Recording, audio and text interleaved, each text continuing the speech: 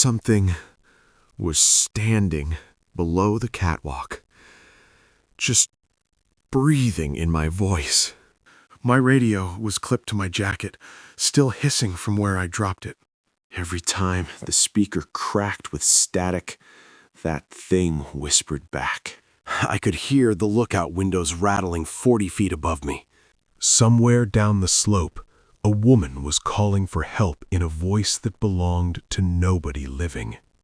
I put one boot on the stair, and it spoke again.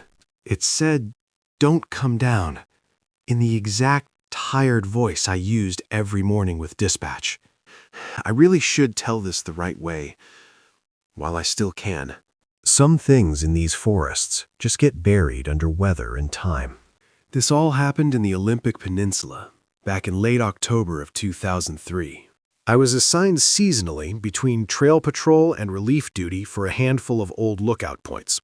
The trails climbed through spruce and hemlock so thick with moss it looked underwater. People think of the Olympics as green and quiet and beautiful, and they are.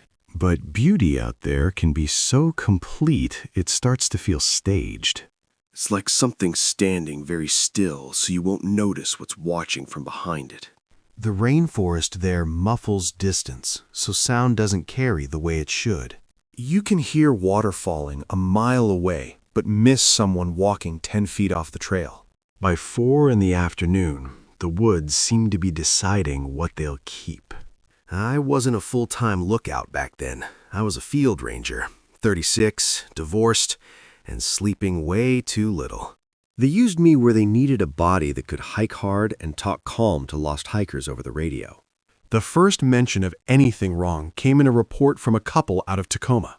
They hiked out a day early and told the visitor center they'd heard someone whistling outside their tent well after midnight. Just short bursts, 3 notes at a time.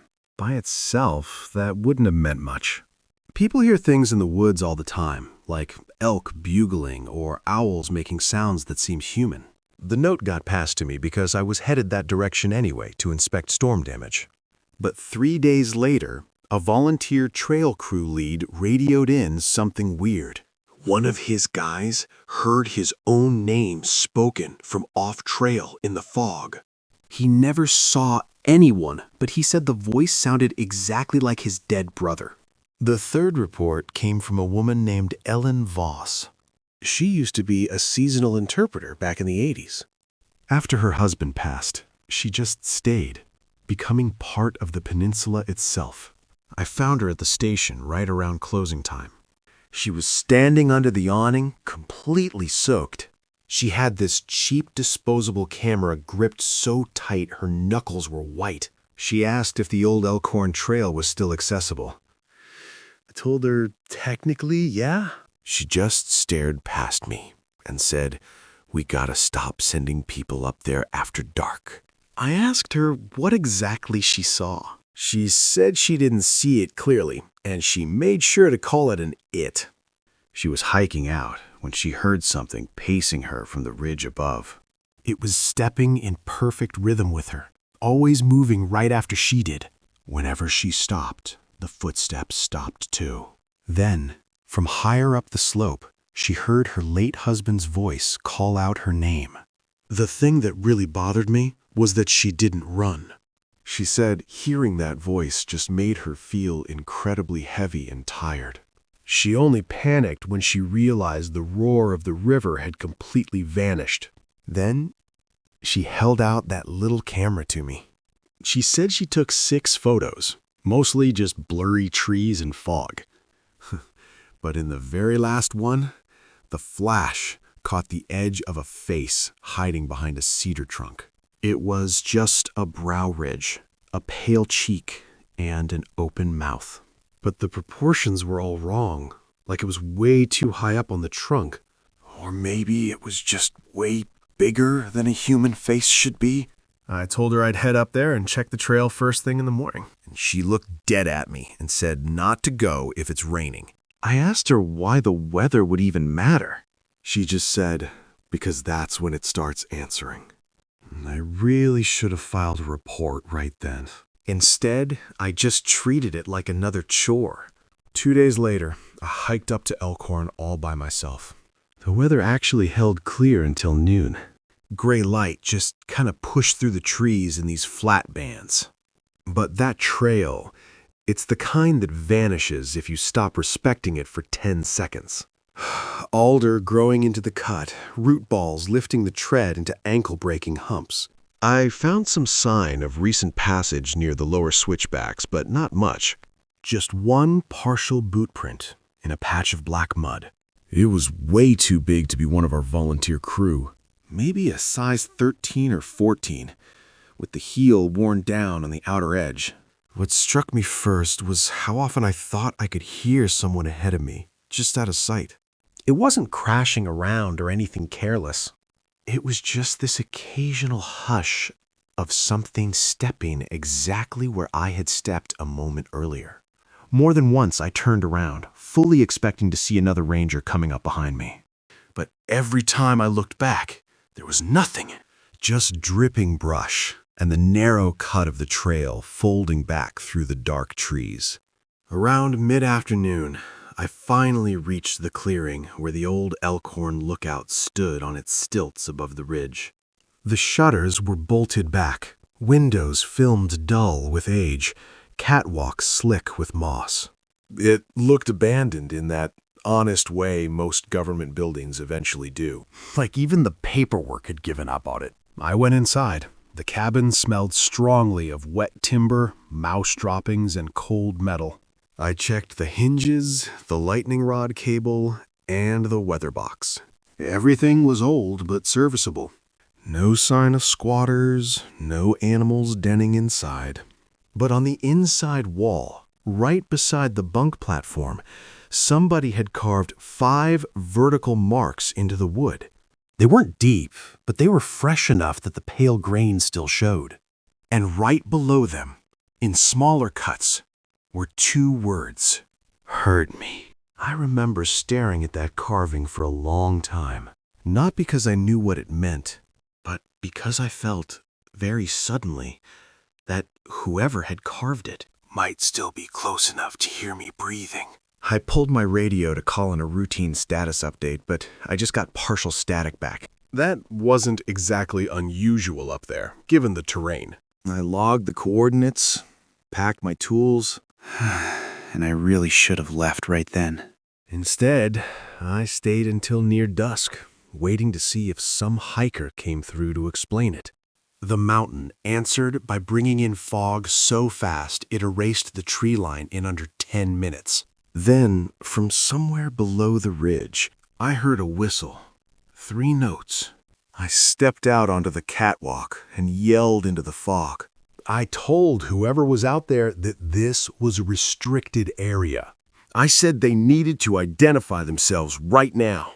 For a second, all I heard was water dripping off the roof.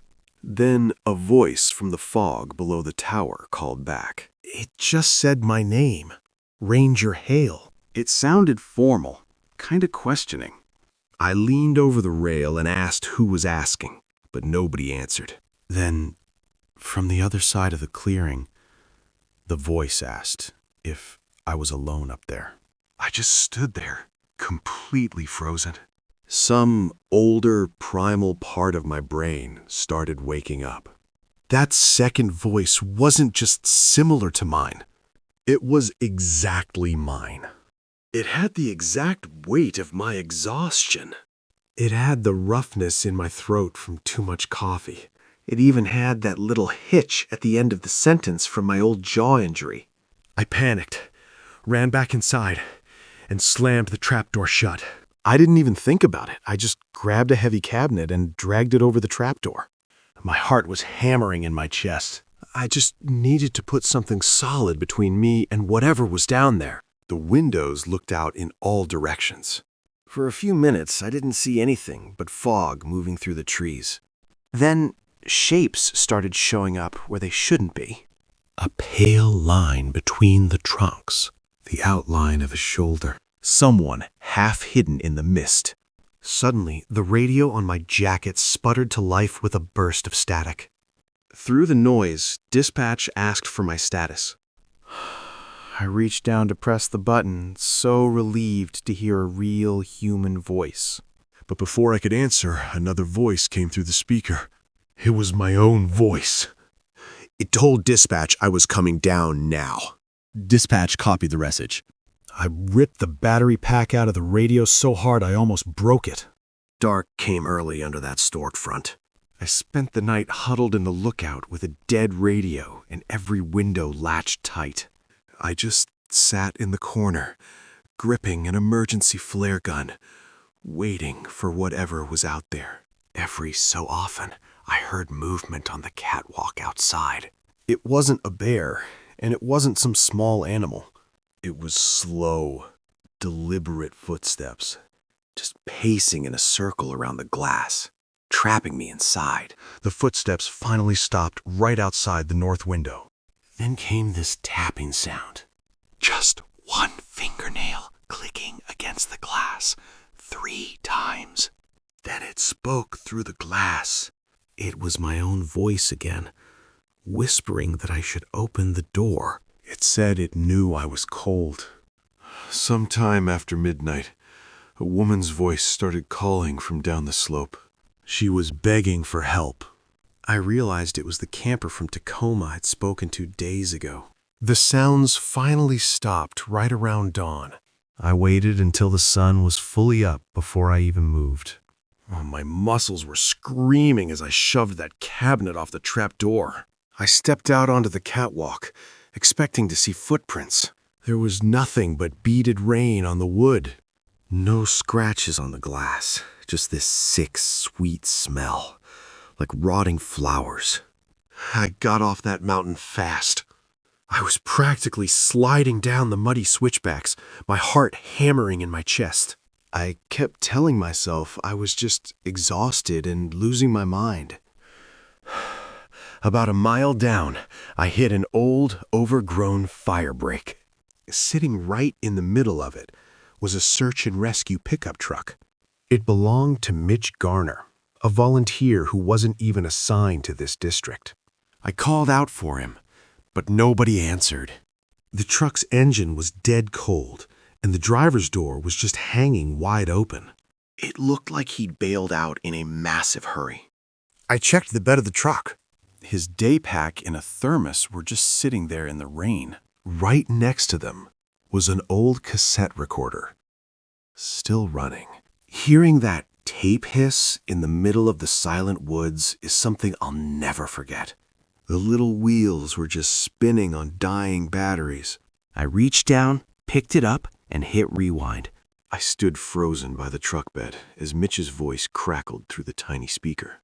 He was breathing hard, talking to himself in short bursts. He said he was following a kid's cries upslope. Then the tape clicked, and the static shifted. Another man spoke right near the microphone, and my blood ran cold.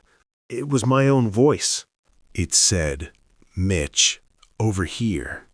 I found her. The tape ended with Mitch whispering, "That ain't you." After that, just the hiss of empty tape. Mitch was never found. They officially listed him as missing from accidental exposure. The search ran for 6 grueling days. Tracking dogs lost his scent in the heavy rain, and choppers couldn't see a thing through the clouds. Eventually, people just stopped saying his name. Before they called off the search, Ellen Voss showed up at the perimeter. She pulled me aside and asked if we had checked the old spur north of the lookout. I asked her why. She told me about a guy who vanished up there back in '87. He came back barefoot and freezing, swearing something followed him, using his wife's voice. He told Ellen, "It doesn't just call you. It practices." That was the first time anyone admitted this wasn't isolated. Ellen showed me an old notebook filled with local stories from loggers and elders. They all said the same thing. You hear a familiar voice and the woods just go wrong. I can't explain what was in those woods before we showed up with our maps and radios, but the locals knew the rules. You never answer voices in the rain. especially if the voice uses love to get your attention. The worst of it came 2 weeks later. Command sent me back to Elkhorn with a young ranger named Dennis Reeve to grab our gear before winter. Dennis was stubborn, built like he thought the forest should take orders from him. I didn't tell Dennis everything, just enough to keep him sharp. He joked about ghost ventriloquists for the first mile. But then the weather turned. The rain started coming down hard, and he finally shut up. We were less than a quarter mile from the lookout when Dennis stopped dead. He stared into the gray rain and asked why there was a kid up here. I looked where he was looking, but saw absolutely nothing. Then I heard it too. A little girl crying somewhere off to our left. Dennis stepped toward the sound, but I grabbed his packstrap hard. I told him nobody with a child would be out here, but he shrugged me off. The crying came again, weaker, followed by a woman calling for an Emily. Dennis yelled back, telling her to stay where she was. That was when the woman answered from directly behind us. And she was speaking in my exact voice. Dennis, it said, calm as briefing room air, leave him. Come help me here. He spun around so fast he nearly took me with him. I saw the exact instant his disbelief tore apart. We ran. It wasn't smart or organized. We just bolted uphill toward the clearing. Terror has a way of choosing for you. As we scrambled through the mud, the crying moved with us through the trees. We hit the lookout clearing, soaked through and gasping for air. Dennis got to the stairs first, but he stopped abruptly. I slammed right into his back. He was staring at the space beneath the old fire tower. Something was standing below the catwalk. I can't tell you what it looked like in any honest way.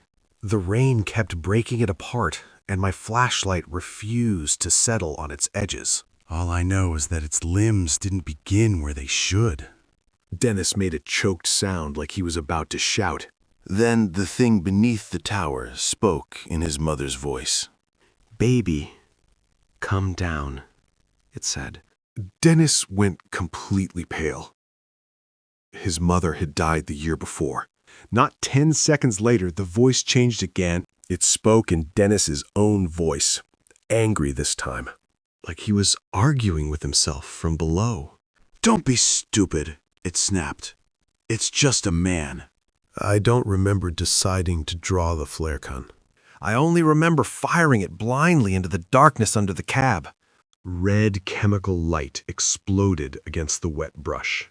It turned the rain to brilliant red wire, fully lighting the thing for one terrible instant. Dennis just started screaming. I grabbed his jacket and hauled him up the rest of those wet stairs as fast as I could. Below us, that flare just hissed and died out in the mud. We barely made it inside before something slammed into the underside of the catwalk. It hit so hard the whole tower shook. Then it just went dead quiet. We spent the rest of the night pressed against opposite walls in the pitch black. Neither of us said a word. We just sat there freezing, praying for the sun to come up. Right before dawn, Dennis whispered that he heard someone on the stairs. At first, I didn't hear a thing. Then I caught it. The slow creak of wet metal under heavy footsteps. The steps came all the way up and stopped right at the trapdoor. Nobody knocked. We just heard this heavy breathing coming through the floorboards. And it was breathing in my voice. We waited for that handle to turn, but it never did. By daylight, the stairs were totally empty. Dennis was done. He quit the Park Service that month and moved away. I lied on the official report, and I gotta live with that.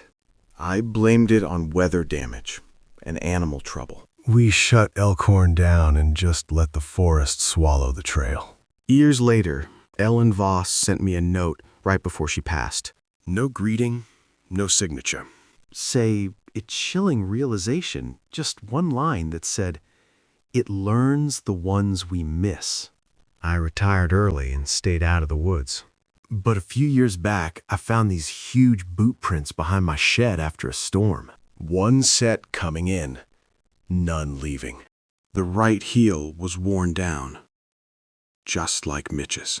I don't know what's out there. But somewhere in those woods, that old lookout is still standing. And on rainy nights, something is still waiting under that catwalk, wearing Mitch's face and speaking in my voice. I sit at my desk now, miles away from the woods, speaking into this microphone. I tell these stories because some things stay buried unless somebody keeps listening. It's about making sure the truth survives. I still look at the old maps, tracing the Hoh River drainage. People think this place is green and quiet, and they aren't wrong. But that beauty is so complete it feels staged, like something holding its breath. The rainforest out there muffles distance and swallows sound whole. You can hear water falling a mile away, but miss someone walking 10 feet off the trail. The sky feels like a heavy ceiling pressing down. By late afternoon, the woods seem to decide what they'll keep and what they'll let return to the earth. The trails we carved are vanishing, reclaimed by thick moss. It's a landscape that doesn't negotiate. I keep a few things in a box near my desk, reminders of what I couldn't explain. The old cassette recorder sits there, holding on to the last words of a good man. I can almost hear the tape turning. Every October, when the first long storms move in, I find myself staring out the window. I watch the rain blur the tree line. I wake up in the dark, convinced a radio is receiving a transmission meant for me. I still think about those boot prints I found in the mud behind my shed. One set coming in, none going out. I wonder if the forest just found a way to use what we leave behind. Grief, memory, and names spoken often enough can wear a deep groove in the air. In wet country, voices carry strangely, borrowing things they have no right to take. I don't know the full truth, but I know that somewhere on the peninsula, that old fire lookout is still standing. It waits patiently over the trees, and on certain nights, when the rain comes slantwise, it is not empty. Something below that catwalk is still looking up, waiting for the trap door to open. It waits with my voice in its mouth. So leave a comment with the place that scares you. It helps me believe I didn't imagine it. You gotta understand how this wet country works. Sound doesn't just fade away out here. It gets trapped in the damp air, caught in the thick moss. Voices carry strangely, echoing off these ancient trunks. The forest doesn't just take your physical presence. It brushes right up close to you when you aren't looking. it borrows things. Memories, grief, the sounds of the people you love. There are places out there we've completely surrendered back to the wild. Somewhere deep on the peninsula, there's a trail no map bothers to mark anymore. The older and the root balls have taken it all back. But at the end of that forgotten trail, the old Elkhorn lookout is still standing. Just a rotting wooden monument to the men who thought they could tame this place. It just waits out there in the fog. On certain nights, the weather turns violent. When those long storms move in off the Pacific, And the rain comes slantwise through the dark. The mountain reveals what it's been keeping hidden. Beneath the structure, in the pitch-black space between the timber stilts, something remains. Standing perfectly still in the freezing mud. It's always there, just looking up at the floorboards. It doesn't try to force its way inside. It just waits for the trapdoor to open. waits for someone to be foolish enough, or tired enough, or heartbroken enough to answer its call. When it finally speaks, it doesn't use the sounds of the wind. It speaks with my voice in its mouth, practicing the exact tone of my exhaustion, just echoing out into the empty clearing. And if you were to shine a light down there, you wouldn't see a monster. You'd see Mitch Garner's face shining pale between the posts, a stolen memory, trapped forever in the deep woods. The Olympic Peninsula keeps its secrets well. The trees keep growing, the rain keeps falling, and the missing stay missing. We're only visitors here, and the forest always has the final word.